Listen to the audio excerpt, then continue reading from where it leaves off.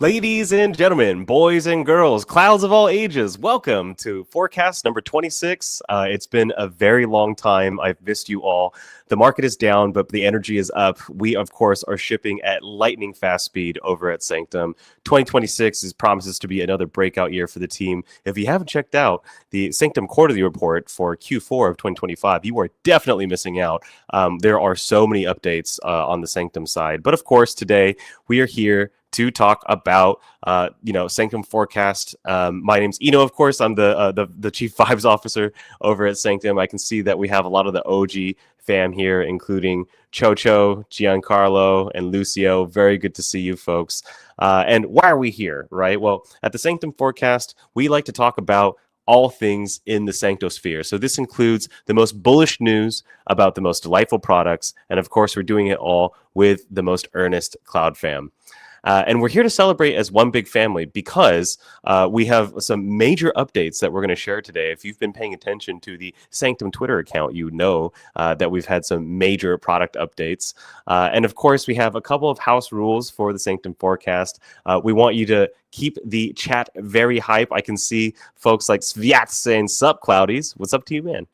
Number two is, of course, to think long term. I know that in a market like this, people can get super down. But really, the thing that keeps people coming back over and over again is the family, the people that we build with along the way. And of course, a lot of your guys' feedback throughout the years has been the engine for our growth because we do take your guys' comments very seriously. And of course, we want you to be thoughtful and kind. There's already so much negativity out there in the world. And so, we can always do with just a little bit more thoughtfulness and kindness. And last but not least, have a good time. Because if you're not having a good time, why are you doing it at all? So for today's agenda, we have 3 different parts that we're going to cover. Number 1 is a big, warm welcome to a very special guest. He's actually one of my favorite people on the Sanctum team. Number 2, of course, is all things INF. Oop.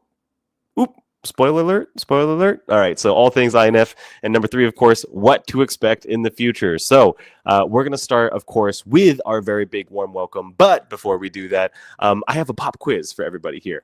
What is Sanctum's oldest product? Let's see if we have anybody in the comments who's going to be able to guess this. What is Sanctum's oldest product? Going once? Going twice? And sold. It's Socian Soul. You might remember that the original name for Sanctum was Socian, and Socian came from this idea of a soul ocean, right?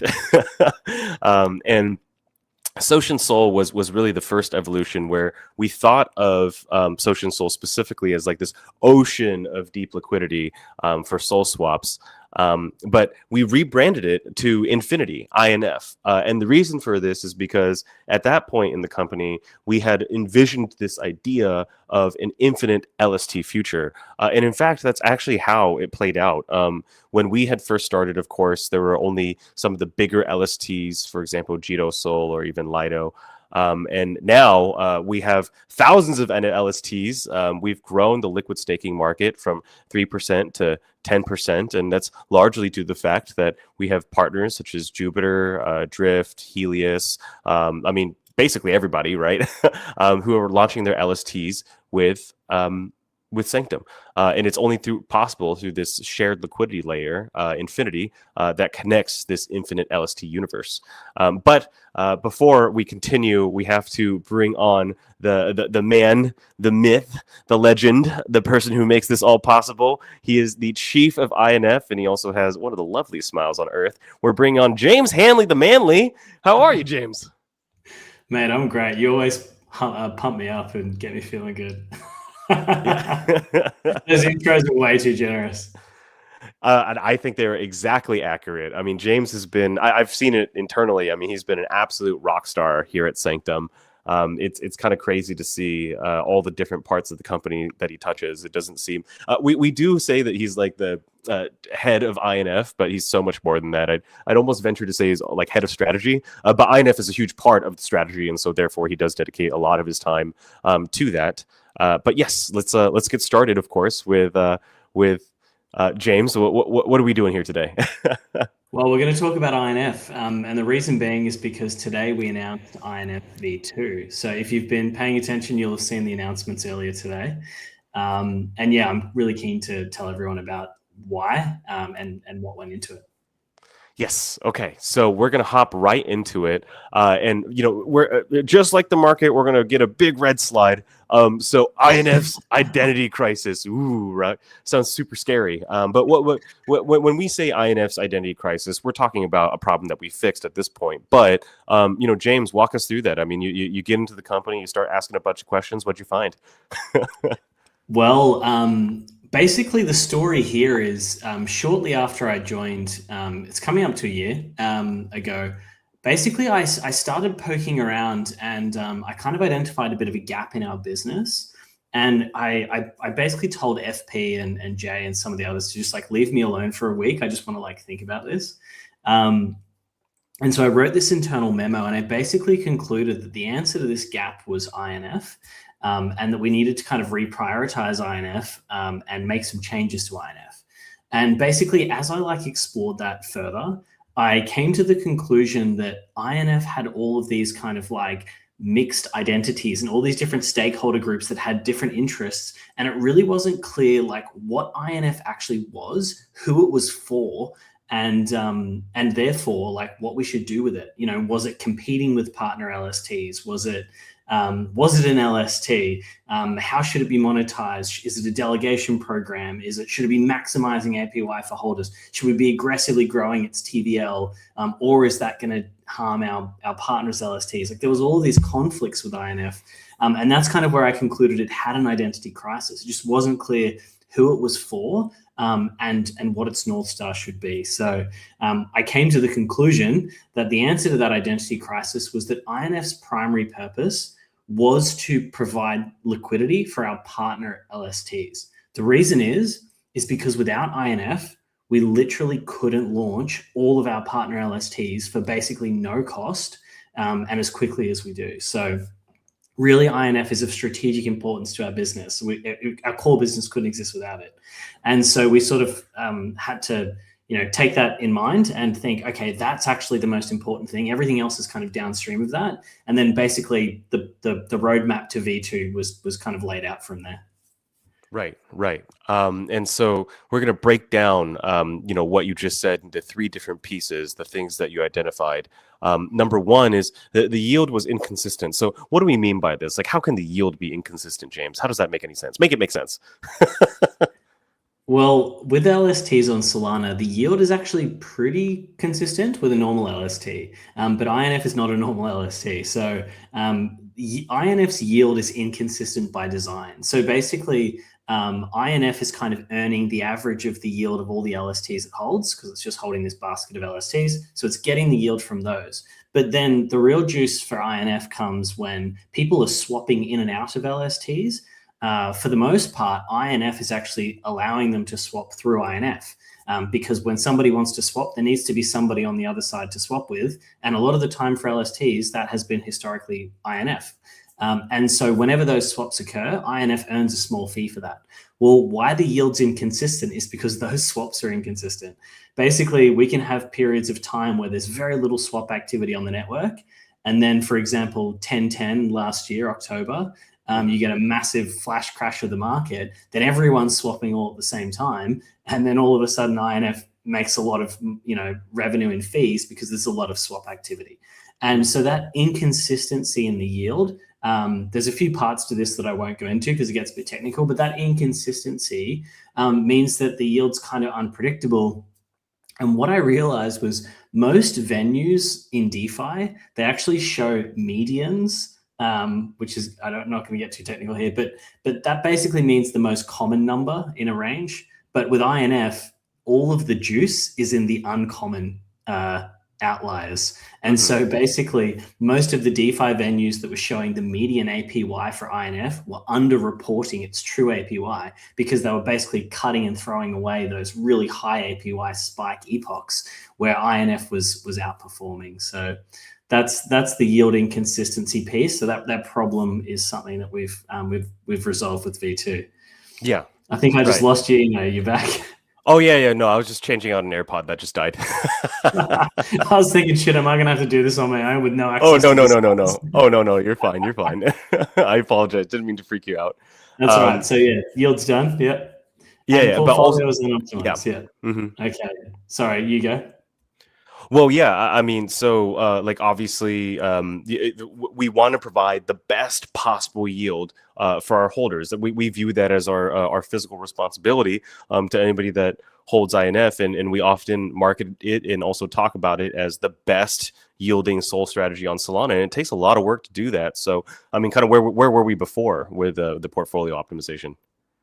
So basically, for a number of reasons, when a lot of those swaps were occurring, basically what was happening is if somebody swapped an LST into INF and they withdrew SOL out, a lot of the time that LST just stayed inside of INF. So INF was just holding on to this LST, and most of the time it wasn't sort of rebalancing to a target portfolio. There was really no optimization there. And so sometimes what would happen is there would be an LST that was maybe not earning a lot of APY, and it would get swapped through INF, but it might sit there for a while before it gets unstaked or rebalanced. And so what that meant was that the holders of INF, while they were still getting the best APY on Solana, which is the case for 2025, it was the best by a long margin. Even though they were getting that, they could have been getting a little bit more. And that's kind of what we realized, was that the portfolio of the basket of LSTs that INF held, it wasn't optimized. And there was a lot we could do there. And that's what we've done with V2. Right. And last but not least, a little bit of awkwardness around incentive alignment. Like obviously, we best efforts, right? But like, what exactly was going on? So there's a couple of parts here, but number one is like the different stakeholder interests, and I kind of addressed that with the identity crisis piece, and that's been resolved here. But the other one that I hadn't mentioned was actually the revenue model for INF. So when I was working on the first of the quarterlies, when I joined Sanctum, I was actually looking at DeFi Llama at all of our revenue numbers, and I was trying to get a sense of like where Sanctum was earning its revenue. And I knew INF was one of our biggest products, and then I looked at the revenue. And I was like, hang on, INF is like 10% of our TVL or more, but it accounts for like 1 or 2% of our revenue. Like this isn't adding up. Like what's going on here? And the reason why, it's because the way in which INF was previously monetized, it was making very little money for Sanctum. As a matter of fact, it was probably operating at a loss for Sanctum. So, a bit of a public good there. But Sanctum was earning a percentage, 10% of every swap that was occurring. But the thing is those swaps are kind of like inconsistent. So there's periods where there's a lot of swaps, and then there's periods when there's not a lot of swaps. And basically what that meant was Sanctum wasn't really incentivized to like spend the resources and energy to optimize the portfolio, because Sanctum was earning revenue on the swaps rather than the performance of the portfolio. So it was like this misalignment of incentives, which is what resulted in one of the changes we made with V2. Right, and we're going to get right into some of those changes, and that takes us over to V2 updates, and you've alluded to a lot of the improvements that we've made. But first, we have a very, very special video. Nick, I know you're there. Take it away.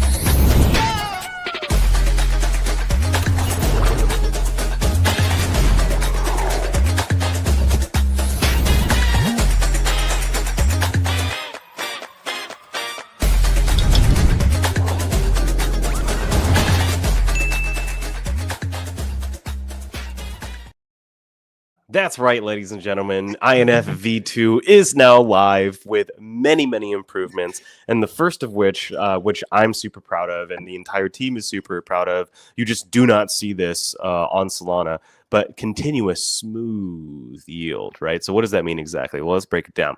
Look at all these beautiful dots. There's a lot of dots here. Well, what do these dots represent? Well, these dots, they represent an epoch. And an epoch is typically 2 days with about 432,000 slots. And each of these dots represents 10,000 slots. If we zoom in a little bit deeper, we've broken them down to smaller units of 100 slots apiece. And this right here is a single slot. So this just goes to show that there are a lot of slots, aren't there, James?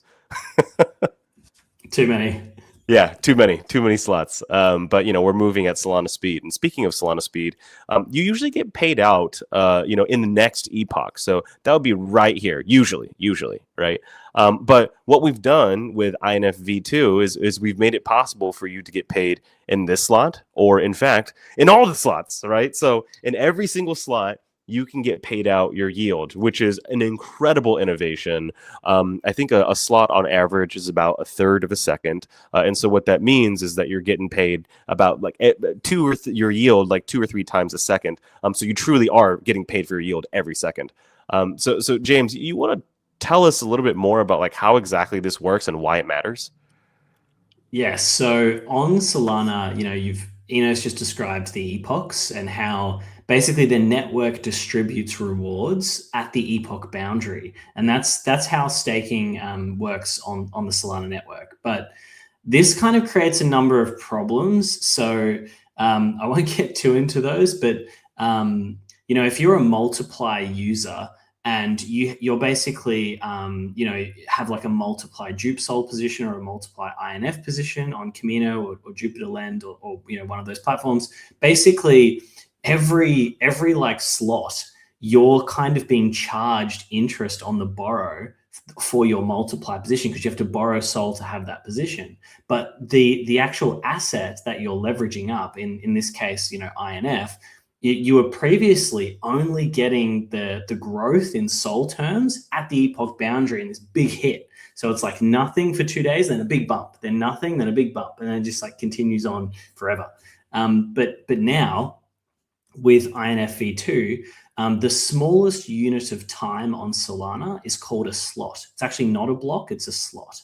And a slot with V2, we're actually making it such that INF grows in sol value every single slot. So every single slot, INF's sol value kind of increases proportional to its yield.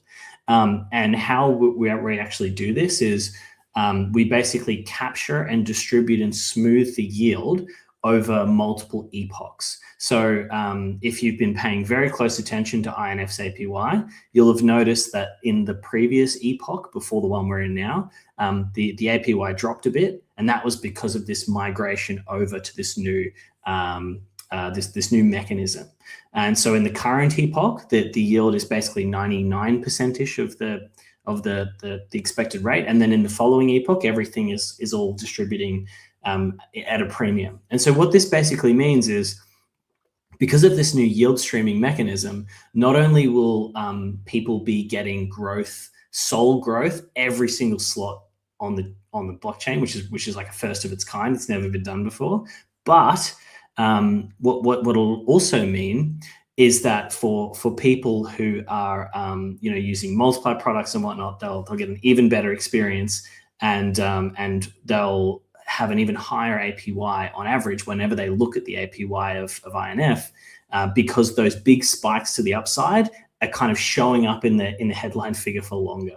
So previously, INF would get a massive spike on like one single epoch of 26% APY or something ridiculous, and then in the next epoch it would go back to normal. Well, what you'll see with this new mechanism is that you have that spike, but it'll be many epochs of like a much more drawn out increase, as opposed to this very volatile up and down, which is very good for users of like multiply products, for example. Yeah. And also Jay had written this, and Jay is one of the co-founders of Sanctum. I wish he would come to these forecasts more often, but he wrote this very wonderful post on Twitter about how it's really important for some of our institutional clients as well. They want to see predictable, smooth yields. And it's a big part of our strategy, last year as well as this year is to appeal to more institutional clients. In order to do so, I think this is also a great mechanism for them. Yeah, it's a real foundational step for us to build even more things on top of. So it's like, yeah, it's a really big moment. So very, very happy. Yeah. And there's a little bit of meme number that our very beloved Nick Fury over at Sanctum came up with. But basically, this upgrade represents a 432,000 increase in the improvement in reward frequency, which is like kind of nuts, but it's true. It's like factually true. That's Have you- IBRL right there. yeah, Somebody that's ping Fibu. yeah. But that's actually, I can't even think of the last time that there's been a technical improvement at this level. Like just in terms of like a pure like empirical measurable number, like this actually probably is one of the biggest in Solana history. Yeah, we're doing a little bit of a sneaky. We haven't actually made the blockchain faster. We've just been a little bit creative in how we distribute the rewards. So Yes, well, I mean that matters though. we'll It, take the it materially W. matters. Yeah. Um, But of course, we also want to talk about this optimized portfolio because, again, we want to make sure that we are providing the best possible yield for our INF holders. So what's that all about, James? So basically, the old. I mean, I think I kind of already gave a little bit away when I was describing the problems identified earlier. But basically, what we've done here is we've actually narrowed the basket of the assets that INF is holding. So previously, INF was holding, literally like potentially hundreds of LSTs in very small quantities, like very, very thin. And it wasn't really optimizing that basket because the switching costs were high and there's all sorts of reasons for it. But basically, what that led to was sort of a lower headline APY over time. And so, what we've done now is we've actually narrowed that basket. It's much more smaller and focused. And it's more focused around the trading volume of LSTs, so where we're seeing the trading volume. And what's going to happen now is previously when an LST would be swapped into INF and something else was drawn out, that was sort of left alone. But now with INF v2, every time those swaps are occurring, INF every epoch is going to be automatically rebalancing and sort of adjusting its target percentages of that portfolio. So basically what that means is it's going to be really active instead of passive. And so the net result of this should be, because it's holding a more concentrated basket and it's more aggressively optimizing the portfolio, that should show up not only, with a continuous smooth yield, should be a higher APY on average. This should also result in a higher APY on average for holders too. Mm-hmm. Right. And last but not least, we're providing more reliable liquidity for holders and partners. And I think this was a huge part of incentive alignment. And, to your point earlier, it's true. INF in the past has been more of a public good for Solana, which we're all about doing good and building beautiful things for the world and being helpful to the ecosystem. And don't get me wrong, INF liquidity will always be available to folks who need it. But still, it was important that we align the incentives correctly. So what exactly do we do here, James? So basically, we changed the revenue fee model, and we also changed. So that's how Sanctum earns from INF, and that aligned the incentives. But then what we also did was we actually changed the fee model within INF whenever swaps occur. So we basically made it such that for our partners, they pay substantially less. And when I say they, I mean that the users, the holders of a Sanctum Partner LST. So like if you're a DupeSol holder and you swap and it goes through INF, you will pay substantially less for that swap than you would have in the past. And if you're, say, a holder of JitoSol, like a non-Sanctum LST that gets swapped through INF, the cost to do that swap is like many multiples. It's like 8 times higher or more. So it's considerably more expensive. And the reason we've done this is we've basically made it such that Sanctum partners are getting priority access and much cheaper swaps and much better experience as a Sanctum partner for their users through INF, and we're able to do that because of the other changes that we've made. So we've made it more optimized so it can have a higher APY, which means we can adjust the fees so that the liquidity is cheaper for our partners and their users to be swapping via INF. So it's kind of like everyone's winning now. Our partners are winning, their users are winning, and we're winning because now there's like alignment between all of these incentives. Right. And speaking of some of the fees, would love to talk about this as well, like how we think about we've lowered fees in a sense, but we're also like we're taking it from a different place, right? So you've alluded to this like kind of like swap fees, but like we used to charge the 10% for the swap fees, and now we're just doing 5% of the yield itself, right? So how about you go a little bit into that and like our philosophy behind that? Yeah, so I realize I'm really repeating myself, and I apologize for I that. yeah, no, I'm sorry, Because man. I I'm sort sorry. of gave a lot of this away at the beginning, and I sort of jumped the gun. So sorry about that. But maybe repetition is a good thing because it kind of like reiterates the point. Do it for So Twitter. Do it for the basically, clips. we're doing it for clips. With the 10% fee previously, what this 10% was it was 10% of every time a swap went through INF. But what you need to remember is that INF is earning every epoch the yield from all the LSTs it holds plus the swaps that are occurring. And the problem is when Sanctum was earning revenue only from the swaps, because those swap events were reasonably infrequent, basically it meant that there wasn't a lot of revenue there. And so it kind of wasn't really considered that high of a priority as it probably should have been. And so the net result of that was that the portfolio wasn't optimized, blah, blah, blah, all the things that I've explained, all the problems that we've now solved. And so basically what it means was that, if the APY was really good, but there wasn't a lot of swaps, that wasn't really like benefiting Sanctum. It was kind of this weird misalignment of incentives. So why we've switched to this 5% performance fee or APY fee is because when Sanctum holders of INF, so when INF holders are winning, Sanctum is winning. And that's the point, is it's like now there's no longer this conflict and this tension. Now it's like when INF holders get a higher APY and they get better returns, Sanctum is also winning in that circumstance. And now we're incentivized to optimize the portfolio to make it even better, because we're earning when INF holders are earning. Yeah. Yeah. So there you have it, folks. We win when you win. And of course, again, a little bit of repetition here, but like, why is this so beneficial for LST partners? Well, because basically, if we can make INF even more attractive, what that means is that we can grow INF because more people will deposit into INF, they'll hold INF, and also the size of INF will compound and grow itself as well.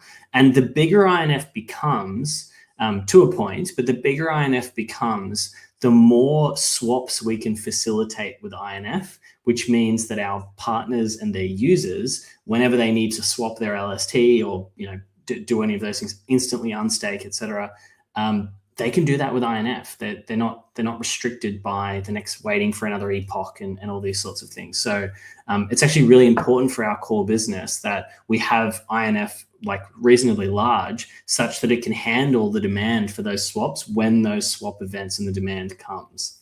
So that's why it's a benefit for our partners and also for our business. Yeah, I actually want to toot your horn here a little bit. INF is at about 2.3 million SOL in size, if I'm not mistaken. Remind me again, James, where we were when you joined, before you started working on INF? Oh gosh, it was about half actually, I think. Yeah. I think at the start of last year it was around 700,000 SOL.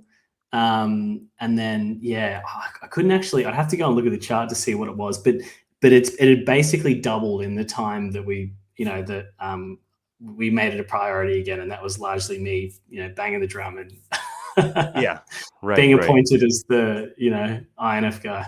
Right. Like obviously, like any tokens, TVL, INF has its up periods and down periods, but never really down for long. I mean, it always recovers quite quickly. And it's a chart that is kind of up and to the right. So very happy to see INF's growth. And Yeah, INS TVL is actually really resilient, and there's actually an unintuitive reason for that, which I discovered only once I was working on it, and I kind of realized it watching it live. So I actually created this diagram internal that I don't have here to share, but I created this like INF lifecycle flywheel, and it's like 4 parts on a wheel, and basically like when not a lot of stuff is happening on the network, the APY kind of goes down because there's not a lot of swap activity. So people get bored and then they withdraw from INF. Okay. So this is part of the flywheel. And then when they withdraw from INF, it actually spikes the APY up because when people are swapping in and out, it actually charges a small fee. So then that spikes the APY up. And then people go, oh, wow, look how high the APY is. And they deposit back into INF. And then the cycle sort of continues. And so what that means is, when you get periods of down spikes with INF, the APY inversely spikes really high. And it's actually this really nice mechanism because it actually incentivizes people to hold INF for longer. And that when people are withdrawing from INF, it actually incentivizes new people to deposit because the APYs are very attractive. And so it's kind of like it's kind of this unintended consequence of the previous like implementation that I think is part of the reason why the TVL is so sticky. Huh. I've never thought of it that way, and I absolutely love that you took the time to think about it. And last but not least, my friend, we need to talk about what's next, right? So, like, you've had this big splashy announcement for INF v2. It's very core to Sanctum's business, but also, you know, this I think this is a very Sanctum quality. It's like, yeah, cool, great, bro. So, what are you going to do afterwards? But yeah, what are the long-term plans for INF going forward? So basically, you know, we talked about this new yield, continuous yield streaming sort of mechanism that we've introduced with V2. That unlocks a whole bunch of interesting things for us to explore next. I don't want to give anything away, but we're looking at like what we can do with that beyond just INF. Like, can we build other products on top? Can we offer something unique for our partners? Like, there's all sorts of stuff that we're exploring there. So that's really exciting because it's kind of like uncharted territory. So that's kind of point number one. Point number two is, you know, everyone who's in Solana ecosystem who's on this live stream when the markets have generally been down, you know, the real OGs are sticking it out here. Everyone on this call has probably heard of prop AMMs, right? And you're probably familiar with, there's been a lot of drama around them and there's lots going on there. But basically, they have been taking more and more of the on-chain trading volume. And that's just like a really aggressive trend upwards. So, you know, since we set out to design and build and then get audits and do all the stuff to get to today for INF v2, we've seen a real growth in those on-chain trading volumes for prop AMMs. So we are very carefully and closely looking at that at the moment to see what we can actually take from, you know, how prop AMMs are implemented to make INF's liquidity even better, and how can we ensure that Sanctum is the best, like, is the liquidity layer for LSTs on Solana. So yeah, we're like, that's the thing that we're focused on now. And is there a third? Well, I think the third part's probably the more institutional side of things. So, you know, you mentioned this earlier, you know, that institutional is a big focus. And we have been talking with some, you know, I guess, institutions about potentially launching all sorts of like fixed yield, fixed duration type products on top of INF. So that's something else we're exploring at the moment. So they're probably the three big areas that we're looking at. Yes. Well, James, it's been an absolute pleasure talking about all things INF v2 on this forecast. It's been a very long time since we've done it, and hate to say it, but we're towards the end now. And so, what to expect? Of course, if you never want to miss another forecast, yes, there will be other forecasts because we're always shipping and launching the most delightful products on Solana. But also, you'd want to sign up for that Luma, and you should also sign up to this Luma, which is to subscribe to future Sanctum events. So love you all. Thank you so much for your time here. And James, is there anything you want to say before we go? Just stack INF and chill. I think the compounding is doing wonders. Yeah, absolutely. I'm also going to bring up Nick, and Nick's not aware that I'm about to do this, but I'm giving him a warning in 3, 2, 1. All right. Nick, how are you, brother? Are you okay? Hey, I'm good. Yeah. Hey, guys. I felt a very strong need to bring Nick on the stage because he put all the work to get this forecast ready, and I think it's only right that he gets his flowers. So if we can get W's in the chat for Nick, he is the unsung hero of, you know, Sanctum, and he does a lot of the important work that actually makes the engine run. So really appreciate your time, Nick, and James, of course, as well. Your whiteboard is like, oh God, I'm not going to use the F word, but it's insane. It's insane. Like, what the heck is going on there, brother? Are you having a mental breakdown? Yeah, this one going on behind me is like planning things. It's not drawing pictures to describe things. So the whiteboards where I'm teaching people how things work look much better than the whiteboards where I'm trying to organize my thoughts. So like, sorry, I hope people don't mind that we're just gonna shoot the breeze for a little bit before we head out. But I'm genuinely curious. How do you ingest all of that information into like your own personal Notion board, or like I'm assuming this has to live somewhere, right? Because like whiteboards by their very nature are ephemeral, or maybe you're just like super Zen Cohen and like you are fine with the fact that like all information is impermanent, you know? So it's just like like what's your attitude towards this? Like how do you try to like take it from the whiteboard into maybe like a codified Notion document, or like do we even attempt to do that? Like I actually don't. I'm the latter of the two you described. So I have this weird thing where years ago when I was early on in my career, I had this mentor who was this like extremely senior guy. And anyway, I got very lucky there. And one of the things he really challenged me on is he said, just write things down. And he literally made me like just write things down on pen and paper. And I was like allergic to this, right? Technology, used to typing and everything. Anyway, I just started writing things down, like what I would want to achieve and things I would want to do, and etc. And I remember years later, I found one of these little pieces of paper that I'd written something down, and I realized everything that I'd written down, I had actually done. I had never looked at this piece of paper again. But there was like I couldn't believe it. I was like, wow, I've actually done all of these things. This is crazy.